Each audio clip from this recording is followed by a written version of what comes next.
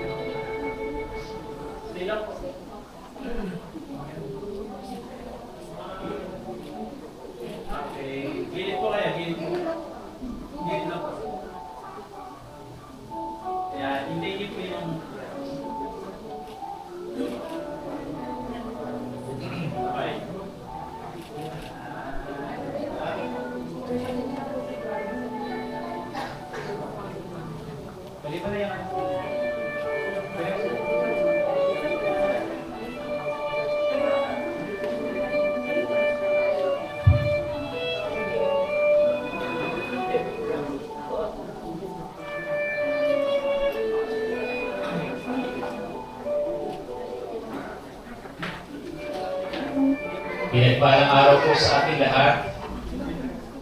Tayong lahat ay narito ngayon para pagdiwang ang isang relasyon o anim na relasyon na pinagtibay ng pag-ibig na mga amo na mamahalin ang isa't isa sa kapangyarihan ng banal na matrimonyo sa harapan ng Diyos at ang mga espesyal na mga taong na naging bahagi ng kanilang buhay.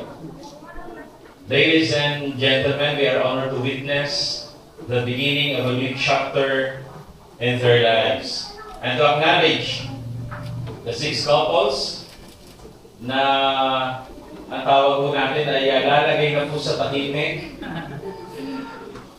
I'd like to acknowledge the presence po ng ating pong mga magulang na nagbigay po ng pahintulot at narito po sa ating kalagitnaan ang 6 na pares o 6 na couples na ngayon po ay magdesisyon na tunay po sa dambana ng kasalan ay magbibigay gala po sa holy matrimony. To start with, kasama po natin si King July Arches at si Jenny Persiana. Okay? Pangalawa po, si Jeffrey Serenas and Maria Loco. At ang pangatlo po ay si Christopher Reyes and Junavi Sarmiento. Pangapat po, Kevin Louie and Lori Lee Olayba. Tama po ba? At ang panglima po ay si Romar Maglican at Janeline Guevara. But last but not the least, ang pangalan po natin couple ay si Carlo Labrento and Annalyn Caldo. Palapakan po natin ang Panginoon sa kanilang buhay. Bago tayo magpatuloy, ay pwede mo malaman kung sino po sa ating kalagitnaan ang may sapat na dahilan para hindi maituloy ang kasalang ito. Pwede na po siyang magsalita o lumahimik na habang buhay. If there's none, ipagpatuloy po natin ang seremonya ng kasalan. Mahilingan ko po ang lahat na tumayo para po sa pambungad ng panalangin.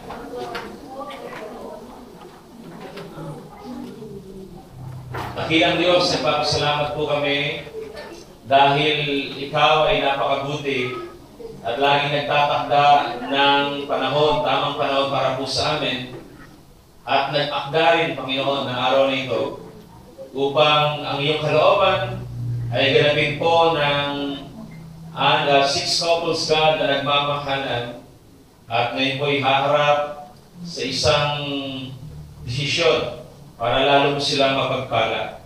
Dalangin namin, una po sa lahat, gawin niyo po kami karapat-dapat ngayong umaga. Kami lahat ay ugasan mo ng iyong banal na dugo at maging karapat-dapat po kami sa iyo pong banal na harapan. Salamat dahil lagi kang handang magpatawad at handang maglinis sa lahat po ng aming kalikuan. Hinilingin po namin, Panginoon, ang Santong Espiritu ang siyang manguna sa aming kalagitnaan sa kasalang ito. Because we admit, even until today, that apart from you, we can do nothing. Maraming pong salamat, aming Diyos. Lubusin mo ang kagalakan ng bawat isa, lalo po ang mga ikakasal. At kami po ay mga ngakong ibibigay namin sila ng karangalan, papuri, pagsamba, sa ngalan po ng aming Panginoong Jesus.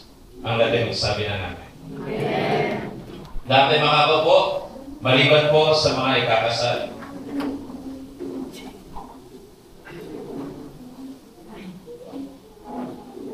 Sino po ang nagbigay ng pahintulot sa ating po mga brides na imaikasal po sa kanilang groom? Pagtaas po ng kamay ng mga magulang na nagbigay ng pahintulot para yung magtaas ng kamay. Maraming salamat mga magulang. At alam ko kung ang pagtaas po niyo ng kamay ay pagsasabi rin ng pinagpapala niyo ang inyong mga anak para lumagay na po sa tahimik at mapagpalanin po ng ating pong Panginoon. Sa mga ikakasal po, kindly face one another, magharap po kayo at maghawak po ng kamay.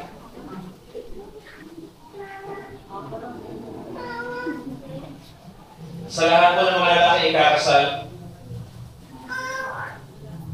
sa harapan ng banal na Diyos at ng lahat ng sumasaksing narito, tinatanggap niyo po ba ang inyong pinakamamahal na kabiyak bilang inyong tunay na asawa ayon sa tinadhana ng batas na may wagas na pangako na mamahalin, igagalang, at iingatan siya habang ikaw ay nabubuhay?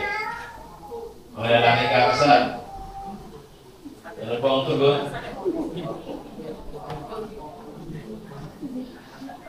Sa lahat po ng mga babae kakasal, pakitingnan po inyo pong magiging mister. Sa harapan ng banal na Diyos at ng lahat ng sumasaksing narito, tinatanggap niyo po ba ang inyong pinakamamahal na kabiyak bilang inyong tunay na asawa ayon sa itinadhana ng batas na may wagas sa pangako na mamahalin, igagalang, at iingatan siya habang ikaw ay nabubuhay? Narinig po kayo ng ating pong Panginoon. Praise God, makakaupo na po ang ating pong mga ikinakasal.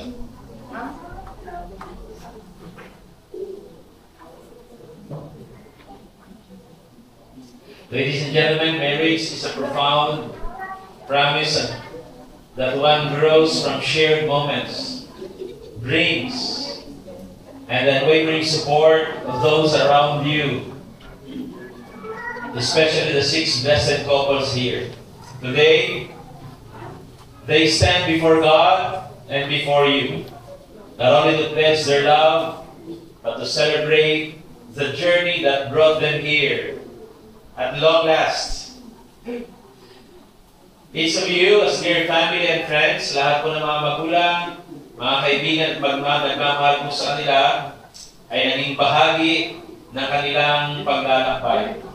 At ito nga po ang ating pinagpapasalamat sa Panginoon, kasama na ng ating pagpapasalamat sa liderato po o leadership po ng JL Church Congress sa pamumunan ng ating minamahal na Pastor Al Ocol, dahil nagbukas po siya ng pintuan na ang 6 po na pares na ikakasal ay tunay pong pahintulutang mapagpala ng lubos ng Diyos sa kanilang pagsasama.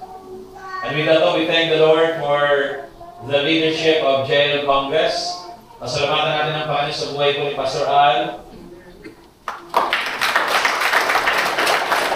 At of course, sa kanyang pinakamamahal na si Sir Jasmine.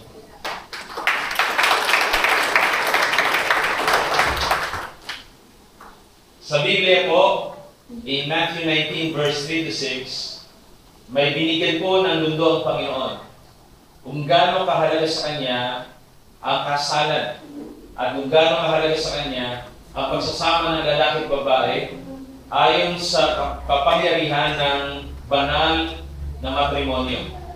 Basahin po natin.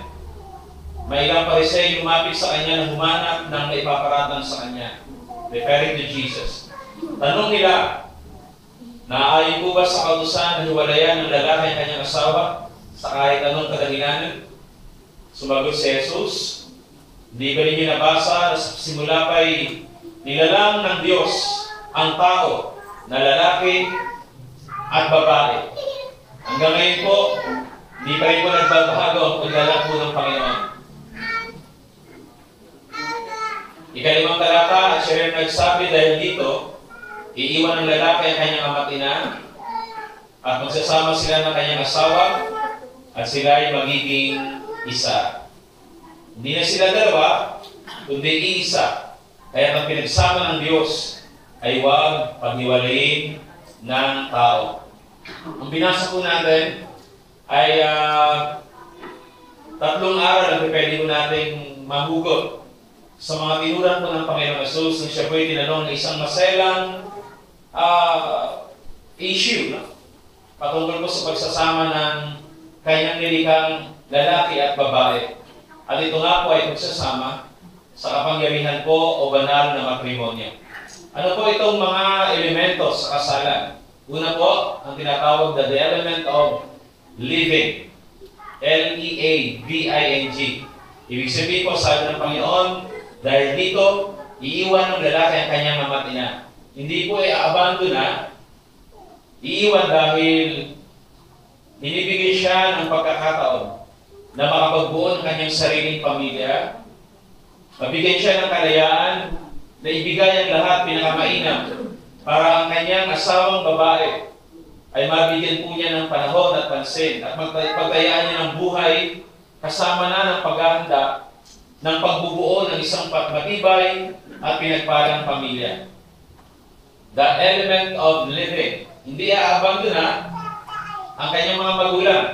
Siya po ay aalis physically but not emotionally dahil siya po ay anak pa rin ng kanyang mga magulang. Tatapwat, binibigyan po ng laya ang lalaki ay kinakasal na magbuo naman ang kanyang sariling pamilya na kinalulugdan po ng Panginoon. Pamilyang may banal na takot sa Diyos at pag-aanda rin sa kanyang mga anak na ireregalo ng Panginoon sa pagsasama nila bilang mag-asawa. Ang kasal ay isang natatanging kasunduan ng isang permanenteng pagsasama ng isang lalaki at ng isang babae na ginawa alinsunod sa itinakda ng batas para sa pagtatatag ng isang buhay na konjugal at pagtatatag ng matibay na pundasyon ng isang pamilya.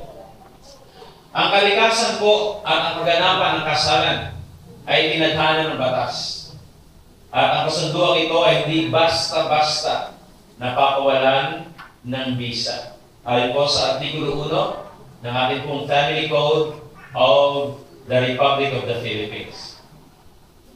Pangalawang elemento po, ayon po sa ating binasa, ay ang element of cleaving. Sabi ng Panginoon, magsasama sila ng kanyang asawa at sila ay magiging isa. Ang dalawa ay magiging isa. Cleave. Magsasama. Ang may kapangyarihan lang po para gawing isa ang dalawa ay walang iba kundi ang ating pong Panginoon. That's why ang tawag po ng lalaki sa kanyang asawang babae ay the bone of my bone and the flesh of my flesh. Ang original na pagkasali, ang babae po ay galing po sa tadyang ng lalaki. Pinatulog si Adan, pagising niya, alas, merong napakagandang babae na regalo po sa kanya.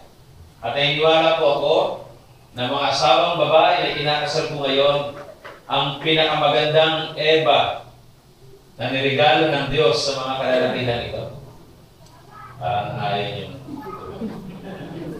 Totoo po yan. The most beautiful Eve and lifetime partner. Siya po ang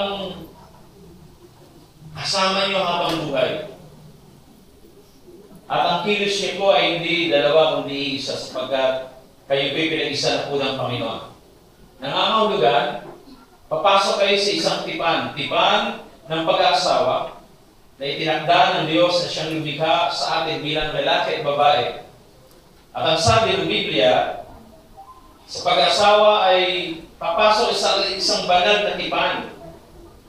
Pakinggan niyo po ito, tipan na dapat ay iginagala.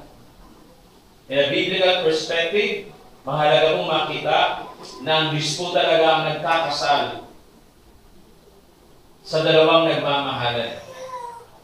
Subalit tayo po ay nasa ilalim po ng batas, kung kaya ang tipan na papasukin po ng 6 na couples na ito ay 3 uri ng tipan. 1, physical union. Ano po ang physical union?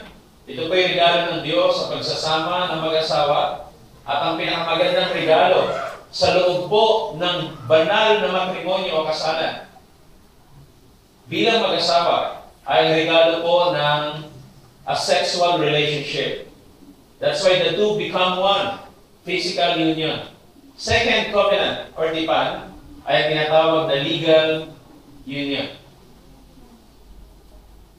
Lalagaan po ang inyong pong mga marriage contract na bilang asawang lalaki at bilang asawang babae. Lalagaan po ng inyong likod as officiating pastor. Okay? Ito po ay i-apply sa City Hall. At kapag ito po ay naselyuhan, ganap na po na kayo po iisa with legality. And that is why we call that legal union. Legal na tipan na napagkasundoan at nilagdaan po ng bawat isa. Saksi ang Diyos na siyang may kapangyarihang gawing iisa ang dalawa.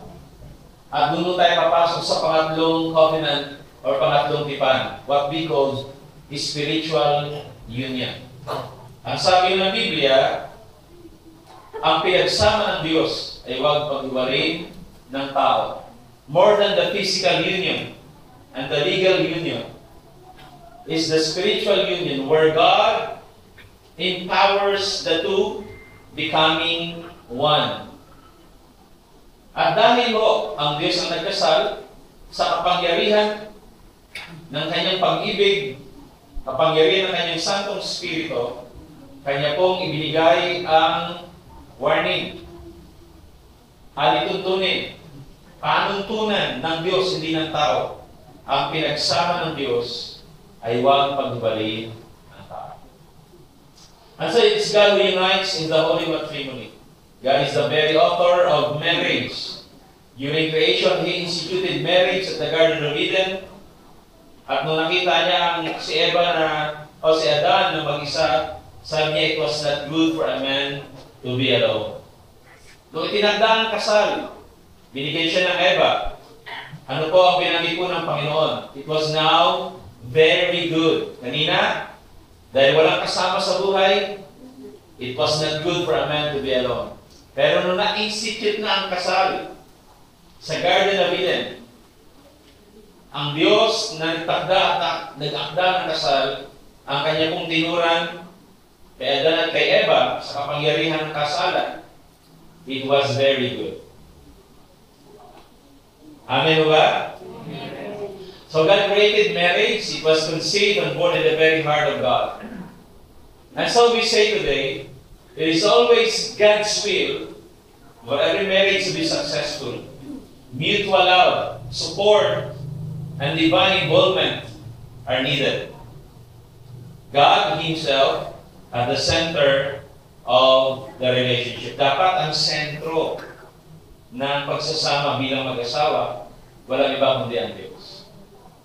Bakit? Because a successful marriage required as God as the center, but falling in love many times with the same person.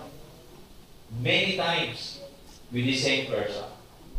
And so marriage, to be successful, nakasentro ang Panginoon, and always be prompted by love because God is love. Ang layunin po ng Kristiyanong kasal na katulad po nito ay ang matiyak na ang mararanasan dapat ng mga kinakasal ay isang relasyong mag-asawa ng Diyos ang pinaka-sentro. Bakit po? Tatlong blessing po ang dahilan kung bakit nakasentro dapat ang Diyos sa pagsasama bilang mag-asawa. 1. God-centered relationship produces healthy marriage. Because of God's presence, we live better. Pag sentro ang Diyos, we live better and we can love better. Mas magaling tayong magmahal pag ang Diyos ang nakasentro dahil ang Diyos ay pag-ibig. Ang sabi ko na unang Corinto 13, 4-6, ang pag-ibig ay matyaga, magandang loob, hindi mainggitin, hindi mayabang, hindi mapagmataasman, hindi magaspang ang pag-uugali, hindi makasarili, hindi magagalitin o mapagdali ng sama ng loob sa kapwa, hindi ito natutuwa sa masama, sa halip ay nagagala sa katotohanan. Yan po ang kapangyarihan ng pag-ibig.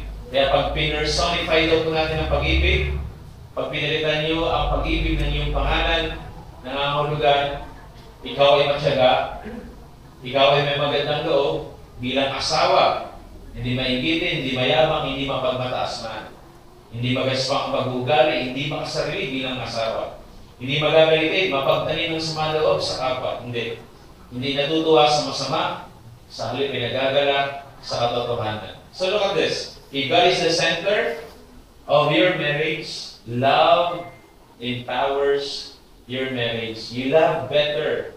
You live better as husband and wife because God is love. Mag-evaluate po tayo. Usually po kapag nagkakaroon ng away o pagtatalo, o hindi pagkakasundo sa loob po ng tahanan, ugatin po ninyo, ang kulang o wala ay ang pagmamahal sa isa't isa. Hindi ba? Kasi kayang mapagtagumpayan ng kapangyarihan ng pag-ibig ang anumang pagkukulang ng bawat isa. Kaya nga nung naliligaw tayo, baliwala sa atin ang kanyang kahinaan. Di ba? Kasi lagpas-lagpas ang pagtingin sa kapangyarihan ng pag-ibig. Because love covers our shortcomings. Love covers multitudes of sin. Love covers our weaknesses. Sana manatili ang ganong uri ng panliligaw pa rin, ano? Kahit medyo matagal na nagsasama. Para laging sentro ang pag-ibig, sentro ang Diyos, agenda ng Diyos ay pag-ibig. Pangalawa po, not only healthy relationship, but also God's centered relationship produces fruitful marriage. Kanina po healthy, ngayon po very fruitful. Blessing sa Panginoon, natutuwa ang Diyos.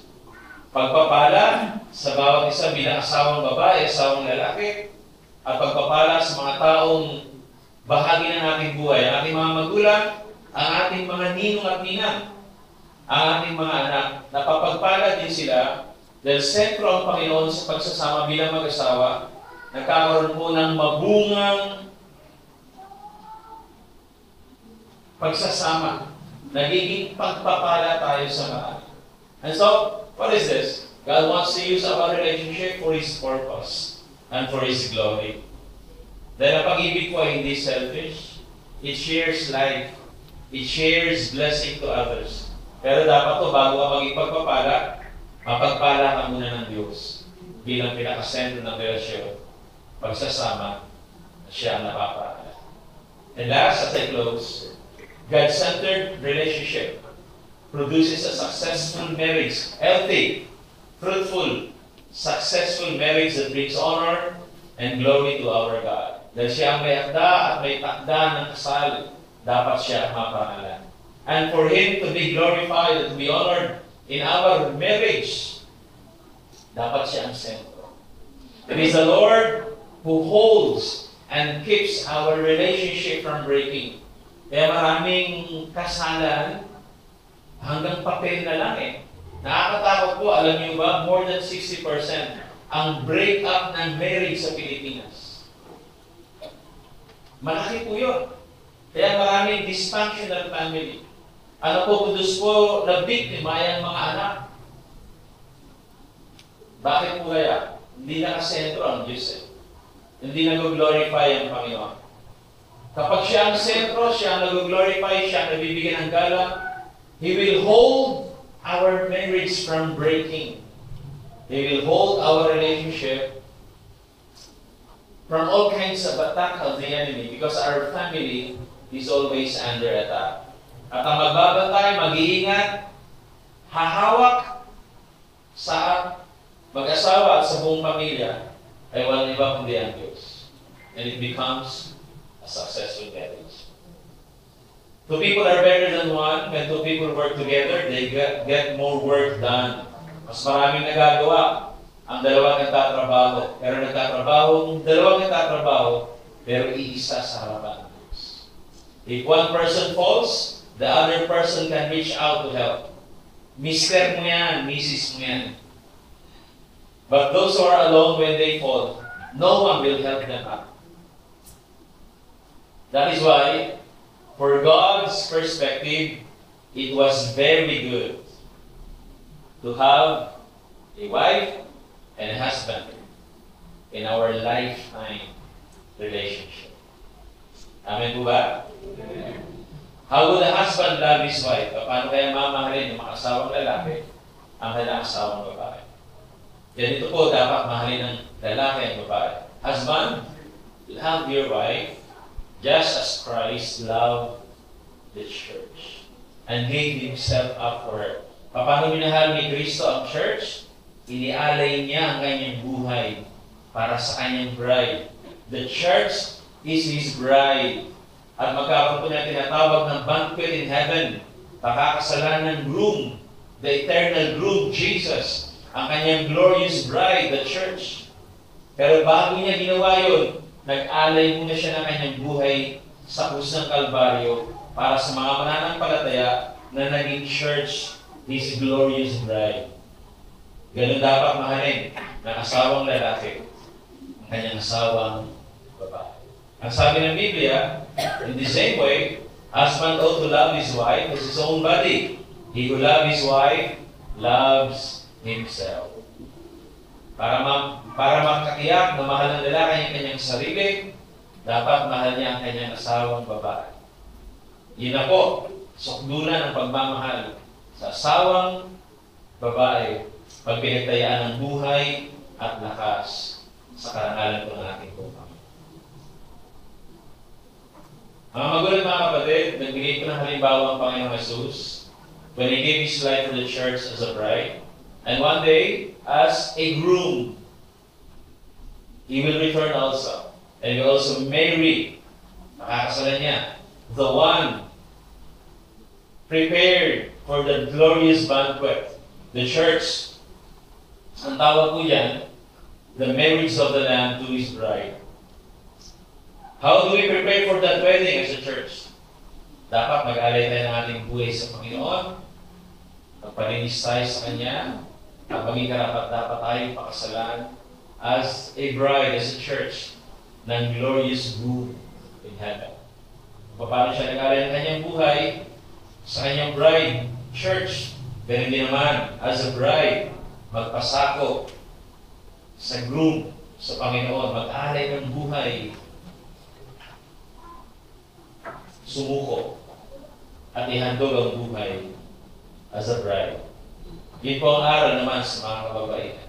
Paghahanda ng sarili para siya'y tanggapin bilang asawang babae at iingatan, mamahalin sa kapangyarihan ng pag-ibig ng Diyos. Katulad din ang pagsasama ng church at ng groom, our Jesus, in eternity, magsasama ang mag-asawa na modelo ng Panginoon, magsasama habang buhay sa kapangyarihan ng patrimonyo ng asa. Amen po ba? Amen. Palakpakan po natin. Let us prepare ourselves to that heavenly banquet in heaven by surrendering our life to the Lord as a bride. He being the eternal good. Di mo ko tayong lahat at pumikit. Nagmodelo na po ang Panginoon na uri ng pagtataya ng buhay sa krus ng Kalbaryo para ihanda ang church, ang bride, na kanyang pakakasalan in the heavenly banquet. Magulang, mga kapatid, i-alay po natin ang ating buhay sa Panginoon. Paano siya nag-alay ng kanyang buhay para sa ating lahat. Kaya doon po natin ang ating mga sarili. Tanggapin natin siya bilang Panginoon at pagkawigtas sa ating buhay. Sunod ang lahat sa isang may kilig na panangin. Sabihin po natin, Panginoong Jesus, maraming salamat. Ikaw ang nag-alay ng buhay para sa akin. At para ako ay maihanda sa isang kasalan sa kalangitan. Ako naman ang mag-aalay ng aking buhay sa iyo. Humingi po ko ng kapatawaran sa lahat ng kasalanan aking nagawa. Mula pa sa pagkabata hanggang sa kasalukuyan. Hugasan mo ako ng iyong banal na dugo at linisin at gawing karapat-dapat.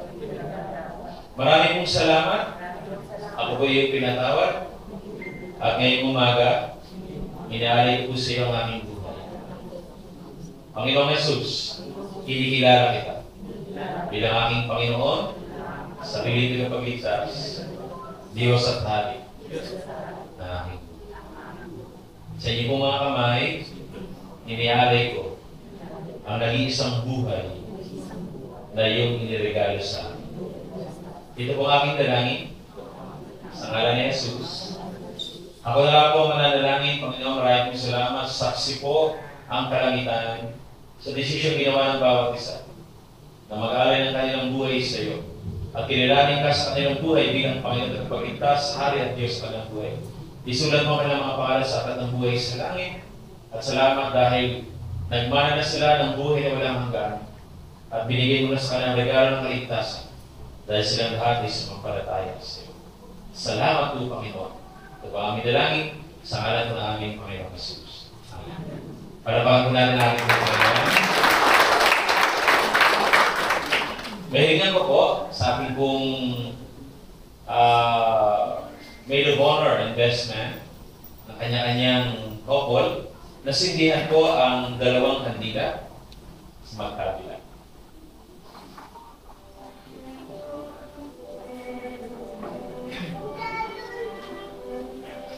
Sa seremonyang ito, the couple reflects on love and marriage, declare their vows, exchanges rings mamaya.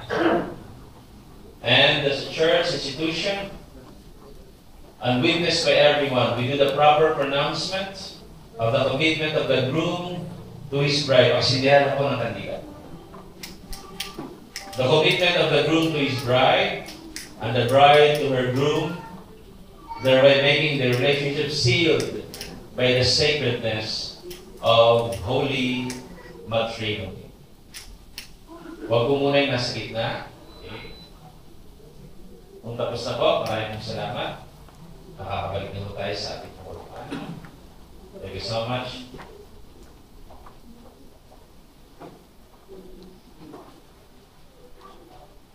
Mahilingan ko po na magsitayo po ang mga kinakasal. At magkakarap po kayo, magkahawak ang inyong mga kamay. Harapin niyo po ang isa't isa. Pwede pong iusad yan. Saksihan po natin ang kanilang mong vows.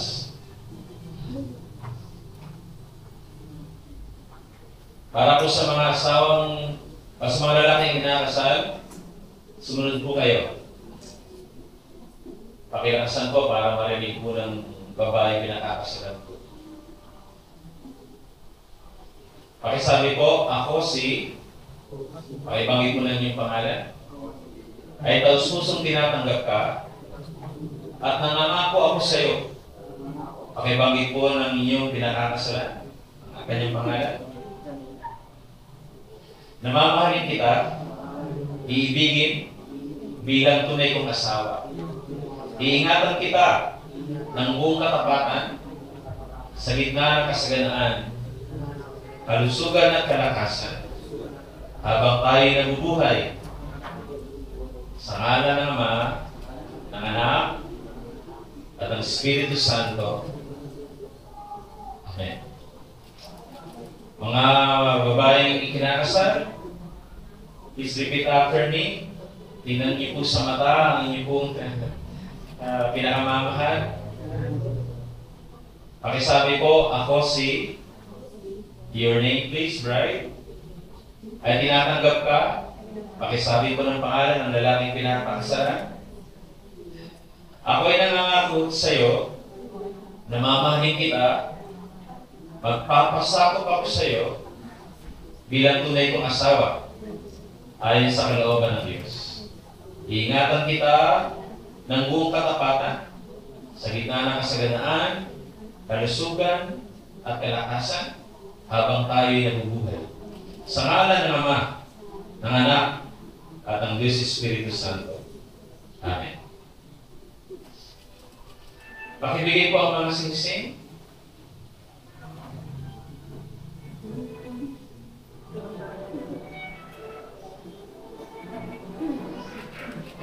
Pakitiyak po ang mesang lalagyan. Siguro tulungan niyo na rin ako buksan kada sila yung pagkatali ng singsing. Best man, tulungan niyo na para... Tapos po, hawakan po ng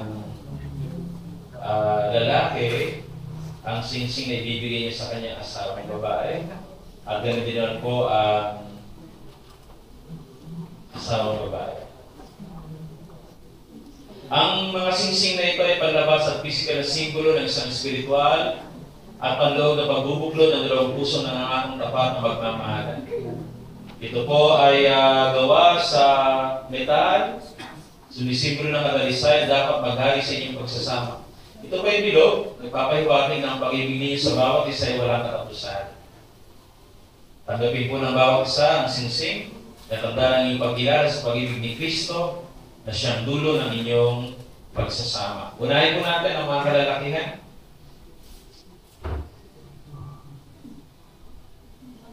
Mga lalaking inakasal, pakibanggit po ng pangalan ng babaeng pinakakasalan po ninyo. Pakisabi po sa kanya, tanggapin mo ang singsing na ito bilang tanda ng aking dalisay at pag-ibig sa iyo. Sa ngalan ng Ama, ng Anak, at ng Espiritu Santo. Pakibigay na po sa kanya, pakisuksok na.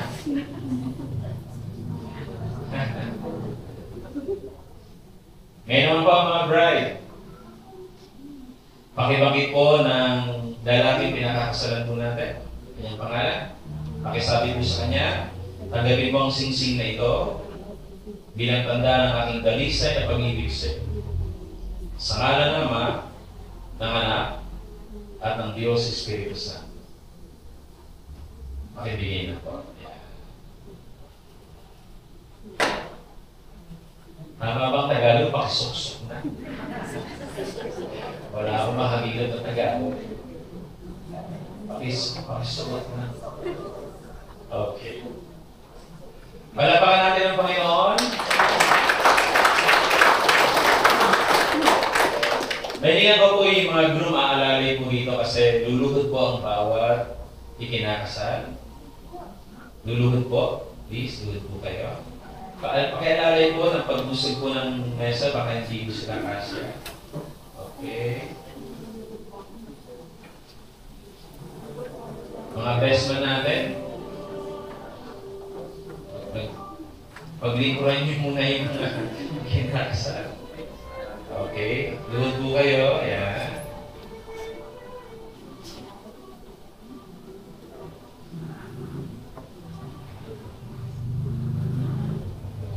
Okay.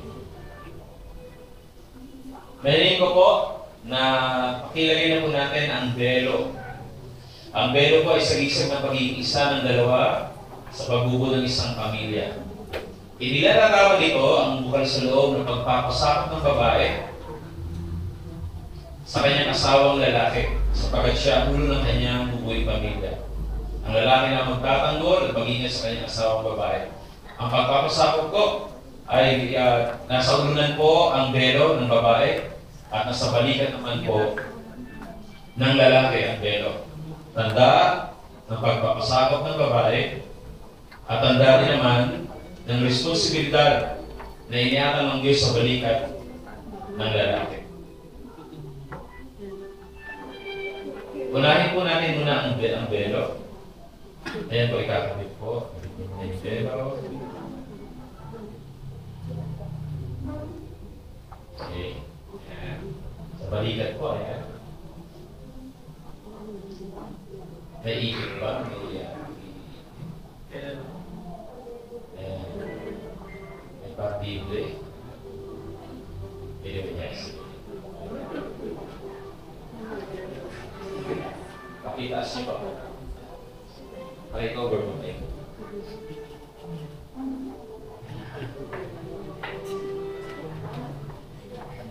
Okay. Isunod po natin ang kordon. Ang kordon po ay isang-isang ng isang relasyon walang kapit, tulad ng isang matibay na kordon. Ito ay simbolo ng iyong pangakong magmamahalan kayo magpakailanman bilang mag-asawa sa tulong at habag ng Diyos.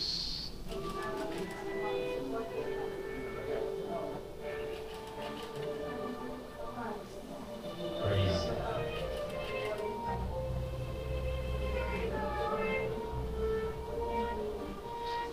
Maraming salamat mga best man and Maid of Honor, nakakabalik tayo sa ating upuan.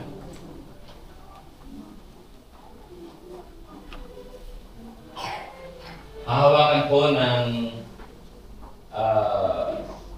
couple ang Biblia. Ang Biblia ay salita ng Diyos. Tagapin ninyo.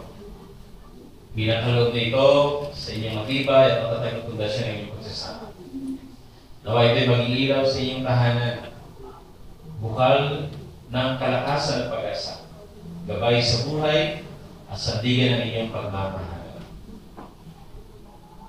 Manalangin po tayo. Dakilang Diyos, hayaan po ninyo na ang inyong salita, ang Biblia, ay maging gabay at ilaw at panggalingan, Panginoon, ng kalakasan at pag-asang matibay na sandigan ng kanilang pagsasama.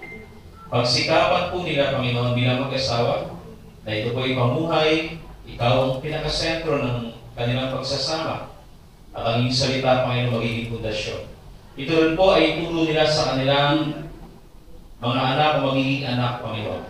At nawa, maging ilaw ng mga paa at lampara ng kanilang daraanan ang Biblia ito na siyang panggagalingan ng aming pananampalataya at pundasyon ng matibay na relasyon namin po sa inyo. Maraming pong salamat, aming Diyos, sa ngalan po ng aming Panginoon Jesus. Kaya pag po ng mga kalibot, lalaki, pakikuha ng aking mga aras or coin. Ang aras ay simbolo ng pagpapalo na nagmumula sa Diyos.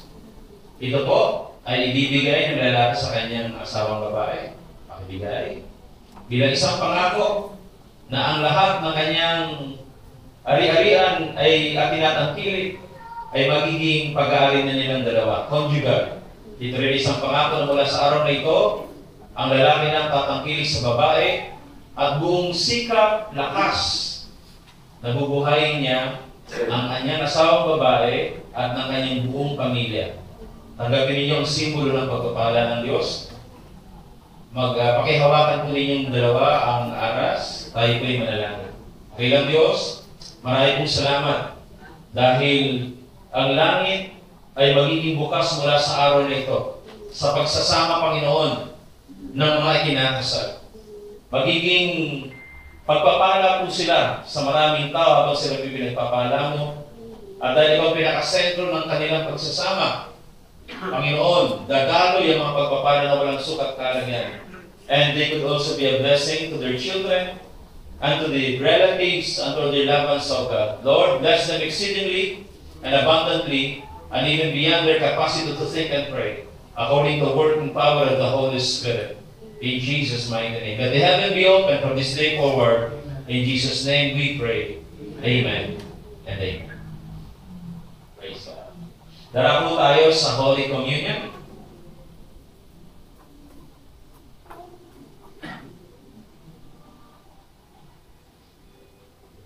Ang Holy Communion po, ngayon po ay sabay kayo mag-Holy Communion bilang mag-asawa. At ang pagsasaluhan po ninyo ay ang tinapay na sumisiblo sa katawan ng ating Panginoon Jesus na nabubugat ng bayubay patapos sa krus sa Kalbaryo.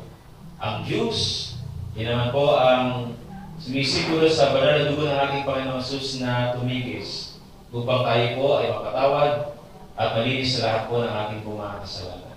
Manalangin tayo bago natin kainin o inumin ang elemento ng banal na hapunan. Lord, hayaan niyo po, Panginoon,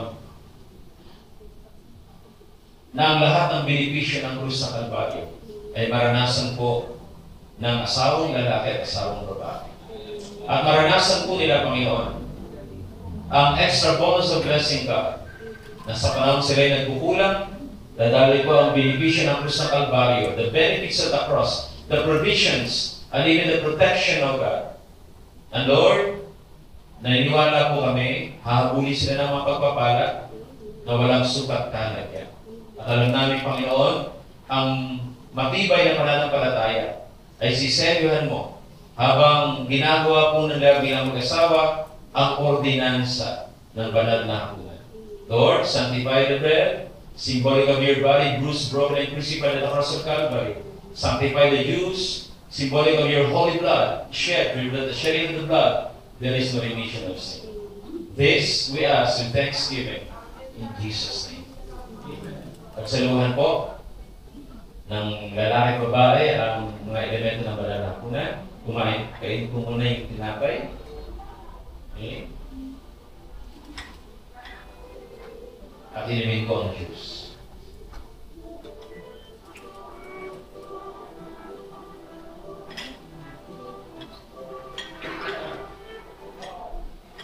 Praise God. Manatili lang ako kayo nakaluhod. Tatawagin ko po ang mga, patatayin ko na lamang po, kalilitan tayo kasya, yung mga magulang po ng mga ikinakasal, may ulang po lamang.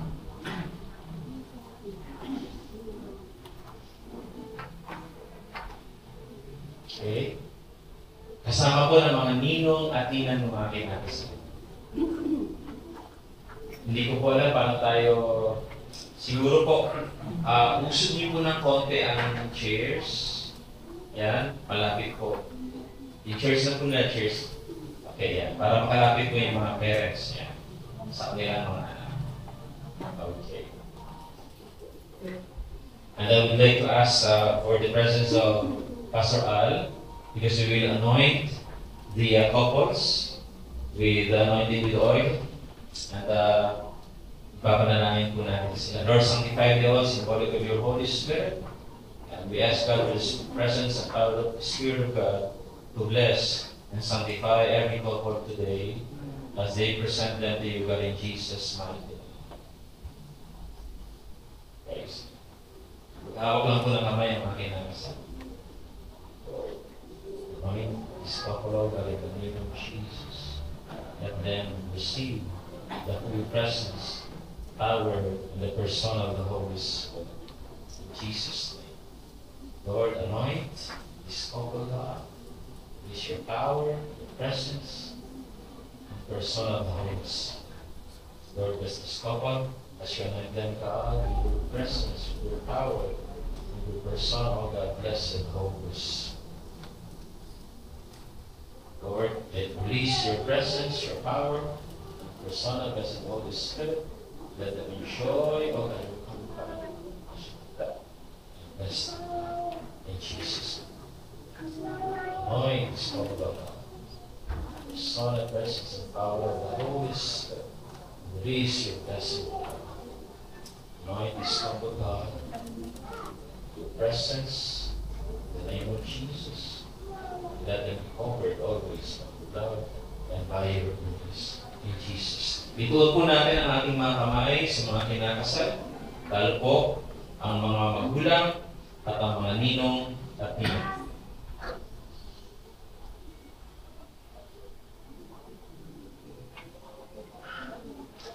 Makapangyarihang Diyos, manlilikha ng lahat ng bagay, Panginoon at manunubos, may akda ng bawat pamilya, tagapagtalaga ng pag-aasawa, maraming salamat po sa inyo.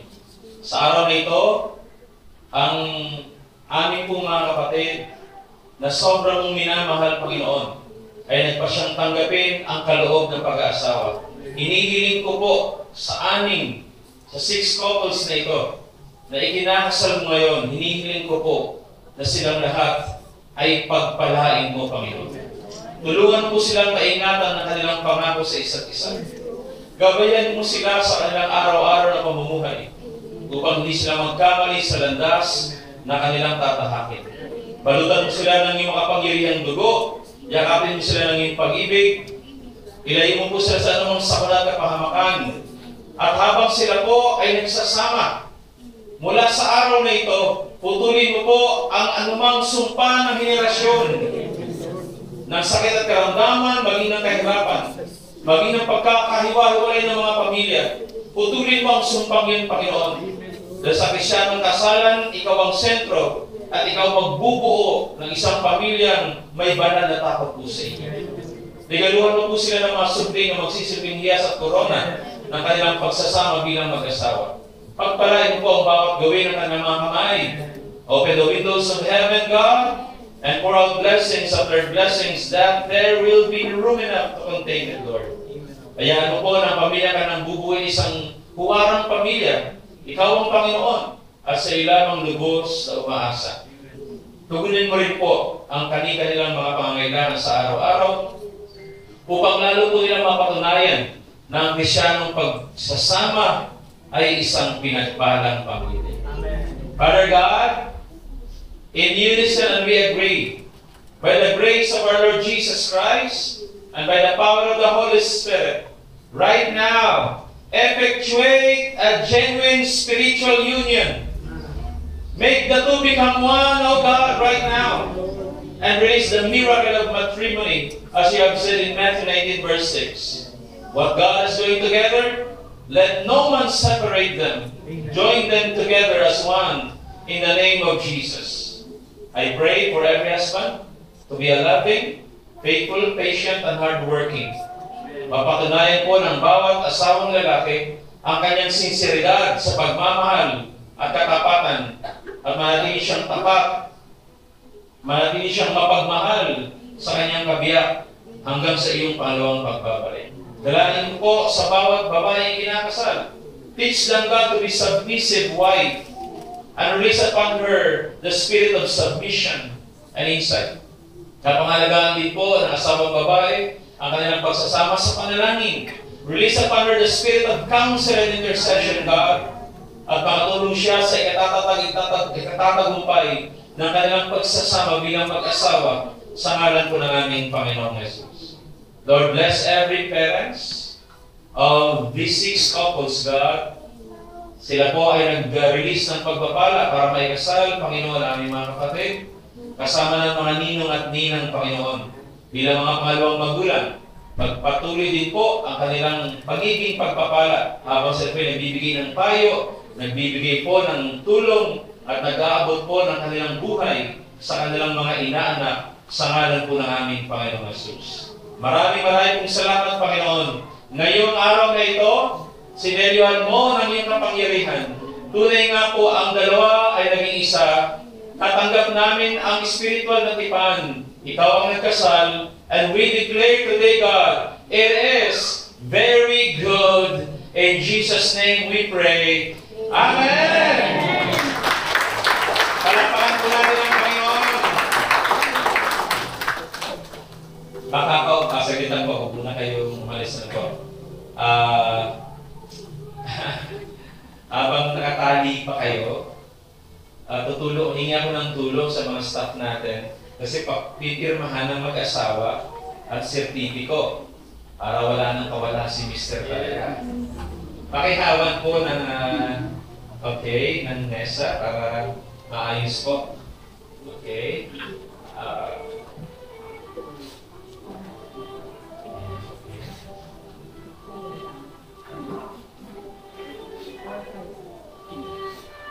Okay? Sana po mapicturean ng bawat isang community. Again po, apat na kopya po yan.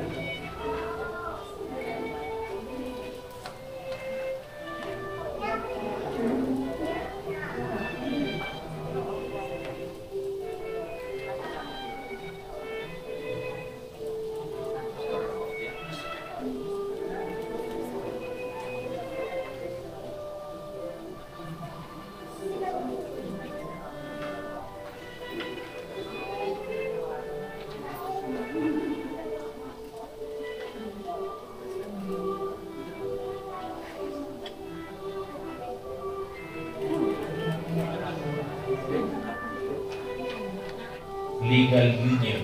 Kanina po spiritual union. Ang dalawa ay naging isa sa kapangyarihan po ng Diyos. Ngayon po ay legal union.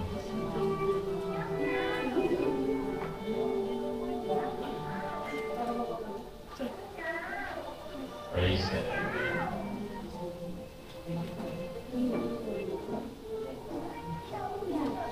Pagkatapos po niya, ay ako naman po ang pipirma para wala na talagang kawala.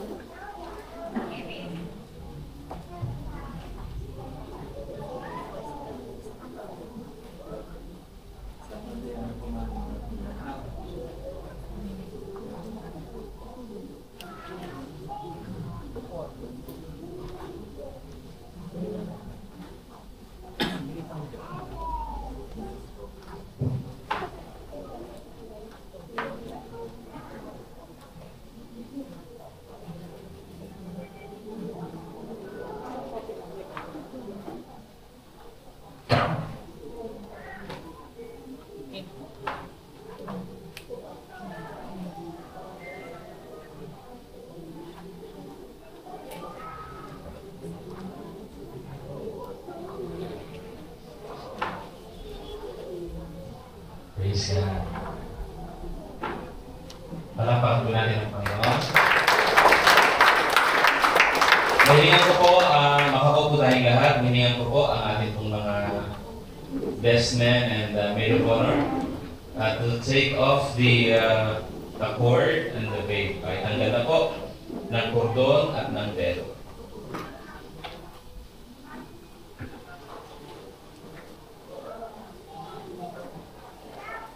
Habang tinatanggal, okay, would I also to request the staff na apirmahin na rin ang mga ninong at ninong.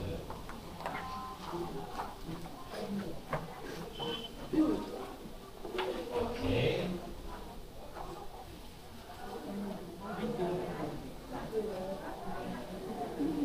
Yung cord muna bago ang date.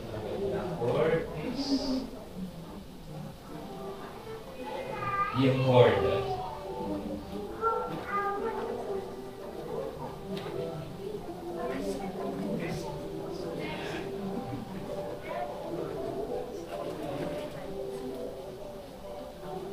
Pagkatanggal na.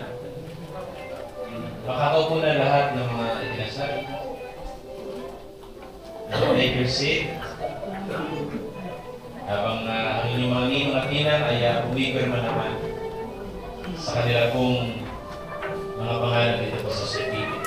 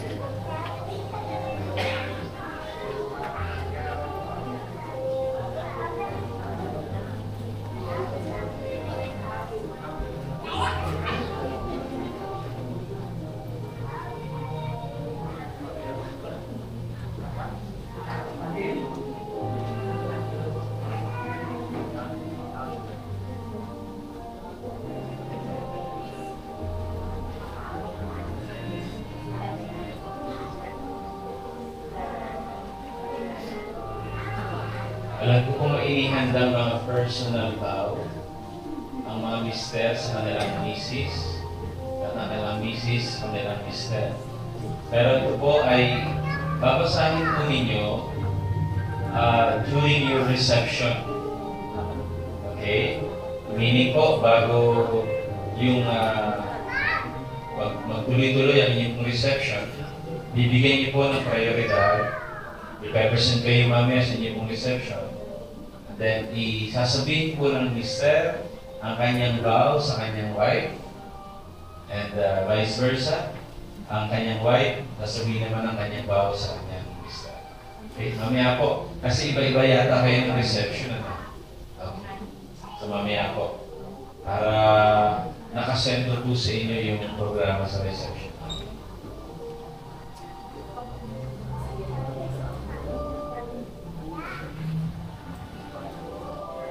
Gusto din po natin i-recognize at pasalamatan ng Diyos sa buhay ko ng mga magulang, ng mga kinasal, kasama na ng mga ninong at ninang. Alam kong ang bawat panalangin na inyo pong itinanim at itatanim pa sa inyong mga anak ay magbubunga po ng mga pagpapala. And as you, habang itatanim po kayo ng panalangin, kayo rin po tatanggap din ng mga pagpapala at tugon po ng Diyos sa inyong mga panalangin. Mga ninong at ninang, salamat po sa inyo. Kayo pong nagbibigay naman ng mga panahon at aral at payo. Ang gabay ng Diyos ay hindi mo mararabis. Magtanim mo tayo ng kabutihan, haaniw tayo ng kasamahan. Praise God.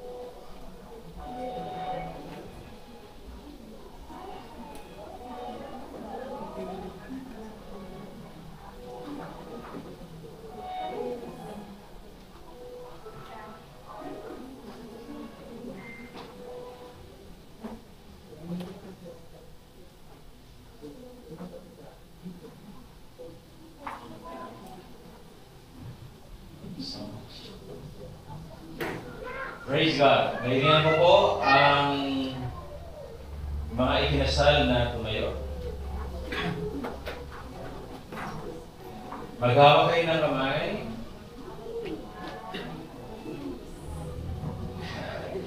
Wala pa.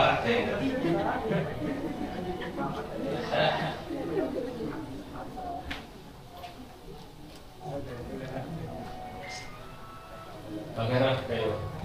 Ngayon pa lang ka. Hindi niya yung asawa.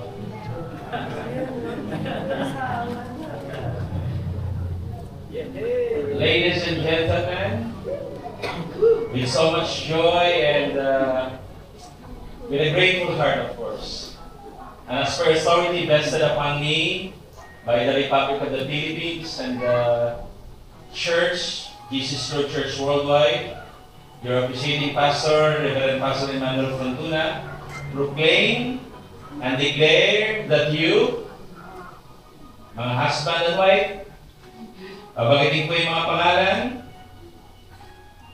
In random, Jeffrey Serenas Marilocon, Romar Maglitian Janeline Guevara, Christopher Reyes Jonavi Sarmiento, Carlo Labrento Annalyn Caldo, King July Arches Jenny Persiana, Kevin Louie and Lorely Olaibar.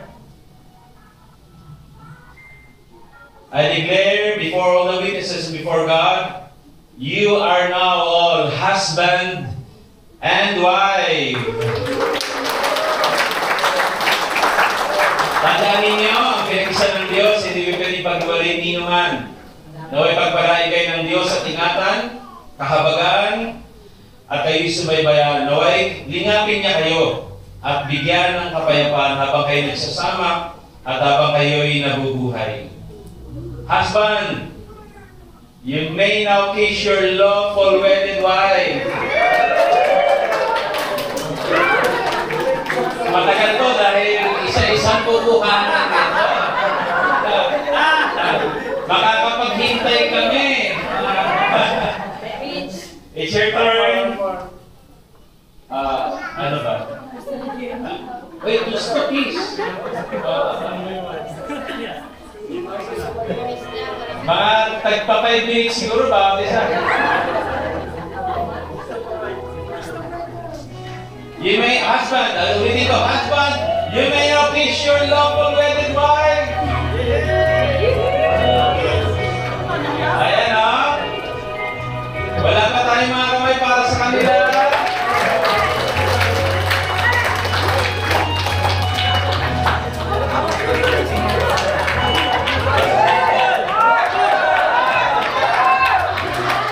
Okay, ganito.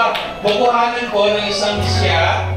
Okay? While the husband is kissing his wife. Para 6 po makuhanan.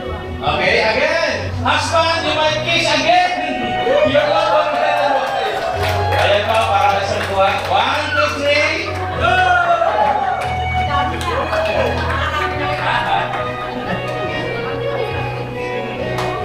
Praise God, praise God.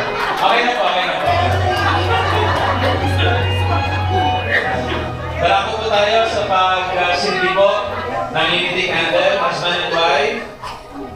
Please hold your candle please. Pakihawakan po ng kandila. Magkabila. Sige po, tanggalin niyo po sa holder.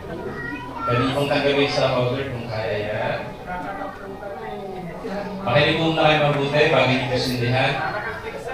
Pakinggan niyo po ang essence po nito. Hindi po ito tradition lang. May essence po ito.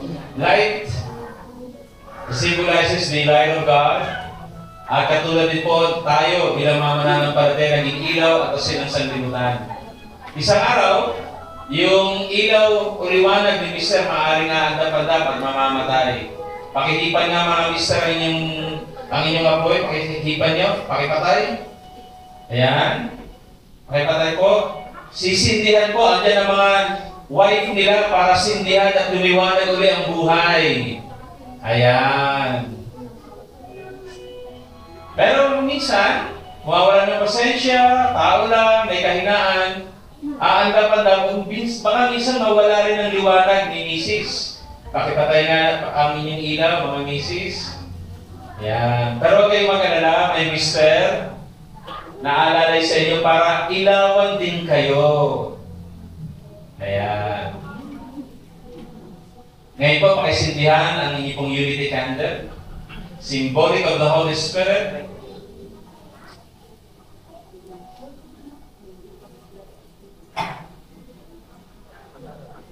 Pakinipan po ang inyong pong mga kandila. Ang hawak po nila ay simbolo po ng pagiging binata at pagiging dalaga. Nakahinto na po ngayon ang status na yun. Hindi na po binata, hindi na po dalaga. They were united in the Holy Matrimony by the power of the Holy Spirit. God now holds their marriage as husband and wife. Palapang po natin. Umarap po kayo sa inyo po mga magulang, sa inyo po mga ninong at ninan, at sa lahat ng mga nagmamahal sa inyo. Ladies and gentlemen, it is my pleasure to present to you once again all the newlyweds. Congratulations po, and to God